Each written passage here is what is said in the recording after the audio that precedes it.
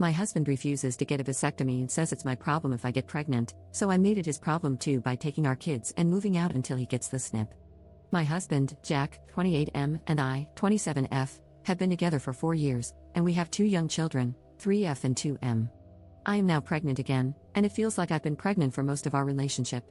I got pregnant 4 months after we started dating, and we got married a month before our daughter's first birthday and ended up with a honeymoon baby. Little over a month ago, I discovered I am pregnant again, despite staying on top of my birth control. I cannot delete the fetus in my state, and the pregnancy was discovered too far along to attempt it out of state. While Jack and I were nervous, we also love being parents and decided that 3 young kids would be a challenge, but 3 was a good number for us. Then we went in for the first ultrasound and got some unexpected news: it's twins. Things have been tough financially, and while we were stressed but excited for a 3rd child, we were not expecting a 3rd and 4th child. Beyond the finances, I'm the primary caretaker, and I know that twins are going to be a lot. 3 children under 5 are already a lot, but 4 children under 5 is going to be really, really difficult for me. Physically, I'm tired of being pregnant. I've been pregnant or breastfeeding for the majority of our relationship. It's exhausting, it feels awful, and I don't recognize my body anymore. 4 children are enough, and I don't want more. I told Jack that I was done with pregnancy. I've been pregnant enough, and I've been experimenting with different types of birth control for over a decade, and I still can't stop getting pregnant. Fetus deletus isn't a valid option where we live, so we need something more permanent. He agreed and suggested an IUD. I told him no because if it did fail, then it could cause an ectopic pregnancy, which could unalive me, especially where we live. Birth control has failed me multiple times already, and I'm not taking the chance, so I suggested a vasectomy. He was not open to the idea and was even upset that I suggested it. He told me I should get my tubes tied. I told him a tubal ligation is a much bigger surgery, and I could be recovering for weeks, during which time I wouldn't be able to work or take care of our 4 young children, but he could ice his balls for a day or 2 and be done with it. He told me that not getting pregnant was ultimately my responsibility and topped it off by saying, "That's what your body, your choice means, your body, so you choose." That's when it went from a discussion to a full-blown fight. When I was 19, I had another birth control failure with my boyfriend at the time, whom I'll call Tom. I wanted to terminate the pregnancy, but Tom did not because he was opposed. I told him I was getting it done since it was my body and my choice, and Tom said some horrible things to me, including threatening me. I broke up with him and got the termination done. In response, Tom ended up following me one night and tried to unalive me for unaliving his baby. I don't want to go into detail, but it was horrible, and he ended up going to prison for a number of charges related to the attack. Not only do I have a number of scars and some long-lasting physical effects, but I also have PTSD. Jack knows about my history and diagnosis and has known from the beginning. I have a pretty prominent facial scar, so I was upfront about it early on in our dating. Jack always presented himself as very pro-choice, so I was shocked that he would say that. I got really emotional and started crying and shouting, and it turned into a full-blown fight.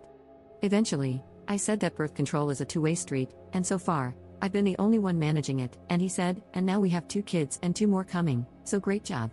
I told him he sounded like Tom, and he got super pissed and basically said, "How dare you compare me to him? You know what, maybe someday I might want kids one day with someone who doesn't compare me to her felon ex-boyfriend." I was stunned and horrified. I said, "Well then let's not waste any effing time," then packed up myself and the kids and drove to my parents' place. It's been about a week since the fight. I've spoken with Jack a few times, and he has since apologized and said he was out of line and speaking from a place of anxiety after finding out about the twins. However, he also mentioned that I said things that were out of line and it was wrong of me to insist he undergo a medical procedure. He said we can move on from the things I said, and that he wants to see his children and be a family again. I told him no, that I didn't want to move on from the things he said to me. I can't just get over that, and I think we need space apart. Jack was upset by this, and while we talked, I brought up getting a separation agreement to manage custody and finances while we figure things out. He did not like this suggestion and said we didn't need to pull the courts into this. I haven't told many people about what's happening, just my family and a couple of close friends. My sister and best friend both think I should throw the whole man away, but my brother, who is the only other one married with kids, thinks that I'm being extreme for what amounts to a fight between 2 scared people who both said nasty things. My mom is trying to be supportive but occasionally reminds me that I don't want to be a single mother of 4 and tells me not to let my PTSD drive my decisions, while my dad is being completely unhelpful. I don't know what to do. My kids are happy to be at grandma and grandpa's house, but they miss their daddy. I'm 4 months pregnant and already uncomfortable as hell. I wish I could go back to being a happy little family, but I'm so hung up on the things he said in that fight. Am I destroying my family over one bad night? Edit. I've noticed a lot of people recommending condoms. I have gotten pregnant with condoms twice. Our second child and my first pregnancy were both conceived using condoms properly, so I do not trust condoms enough to not fail a third time. To clarify, when I say the first pregnancy, I mean the pregnancy with Tom. With Jack, I was on the patch when I got pregnant with our daughter, condoms with our son, and the pill with the twins. So far, I haven't ever suspected that Jack has tampered with our birth control and always presumed that I'm a fertile myrtle.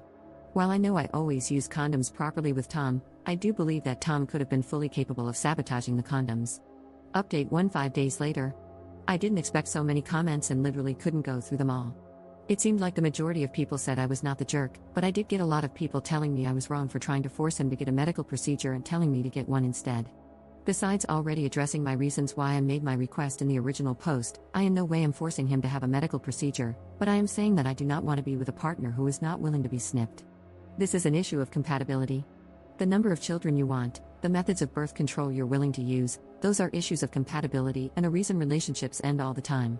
If he doesn't want to be sterilized, that's fine, but then that means that we're not compatible anymore, since it means he wants more children and I don't. Beyond that, there were some comments and some DMs that were just nasty, calling me a serial unaliver and saying my body is a cemetery. Sadly enough, I expected those types of comments, because I know there are a lot of Toms out in the world. To clarify on someone saying my husband is a narcissist, abuser, psychopath, and he does no childcare, my husband and I historically have had a really healthy and loving relationship outside of this fight. In fact, this fight is the first time we've really had a serious argument, as we've only ever had minor disagreements that we've been able to talk through. He's an active father, and the reason I do the majority of childcare is due to circumstances between maternity leaves, our job schedules, and the fact that I breastfed my babies. Someone also presumed I'm the breadwinner, which isn't quite true. Jack makes more than me, but we do not have deeply significant differences in our incomes. When he is home, he does his fair share of cleaning and cooking, arguably more than me at times, and parenting. That being said, the things he said in the heat of the moment were deeply concerning, and we're addressing that together. So, to get down to the nitty-gritty of the real update, since the last time I posted, Jack and I have sat down together and had a real come-to-Jesus talk. I'm not going to go through the whole breakdown, but it basically boiled down to this: it's the vasectomy, but it's more than the vasectomy. It was wrong of me to compare him to Tom, but it was even more wrong of him to weaponize my trauma against me in a very malicious way. The way he intentionally used the same language my abuser used in an effort to hurt me was not acceptable and damaged the trust between us. He agreed it was not acceptable and said that in the aftermath he was horrified and ashamed of his own words, and that he, as an explanation and not an excuse, snapped under the stress. Oh, and what he said about his next wife was not an indication of him not being committed to me but was because he felt hurt and wanted to hurt me back. He has apologized numerous times and seems to genuinely feel bad about it. As for the separation, I am still going forward with it. I need space and time, and I need to take that before the babies come. I'm still staying with my parents, who, for the record, are not sick of me or the kids. We're a tight-knit family, and I only moved out when I moved in with Jack, while my sister moved out about a year ago, so they have been empty nesting. What I have realized with space and time is how deeply triggering it was, in a way that I cannot explain to those without PTSD from DV. Those who know will know. It has deeply unsettled me, and I'm having a hard time getting over it, so to speak. There is now a lot of fear of my husband that was never there before, and it's going to take a lot to repair that trust and sense of safety. I cannot make a decision while I'm in this space, and I am addressing this with my personal therapist. Overall, I told him that if he wanted to stay married to me, I needed 2 things from him: marriage counseling and a vasectomy, and even then I still cannot guarantee him anything. He understands, but I do not know what will happen with the vasectomy right now. We focus more on talking about the fight, but he is very aware that it's now a deal breaker. The marriage counseling appointment is set up for next week. I'm hoping that counseling will bring some clarity to the situation, and in the meantime, for the next couple of months, I'm focusing on giving my kids lots of cuddles and preparing myself for 2 new babies to come into my world, with or without Jack. Update 2-3 months later. We went through with the separation and maintained 50-50 custody, though we only shared this with those closest to us. We also started attending couples counseling weekly, and TLDR, we both had a lot to work through, and we both put in a lot of effort. I'm not going to share his reasons for his aversion to the vasectomy, but he did share them with me, and he had some beliefs about masculinity that he needed to deconstruct. We did a lot of work on the core issue, which was his weaponization of my trauma during a fight. That was always the biggest issue, far more than the vasectomy. We did a lot of work around that since it opened up the doors to a lot of deeper issues for both of us. We stuck to the agreed upon separation time since we both wanted to resolve this one way or another before the twins are born. While we worked with our therapist, we did not discuss the vasectomy outside of structured sessions in therapy. Our therapist believed that, given our situation, it was best for Jack's decision to undergo the procedure or not to remain a non-discussion so we could focus on the deeper issues at hand. This approach did help make our discussions more productive, but it also meant that I've been in the dark about his decision. There has been a lot of soul-searching and many serious discussions between Jack and me. Things he said in therapy and in conversation have led me to believe that he is deeply regretful of his words, understands their gravity, and is committed to doing the work to ensure it never happens again. He hasn't once said anything to reinforce those ideas or implied that he truly believed what he said. I've been open to and listening to his words, while also being aware that it could be lip service. The agreed-upon separation has ended.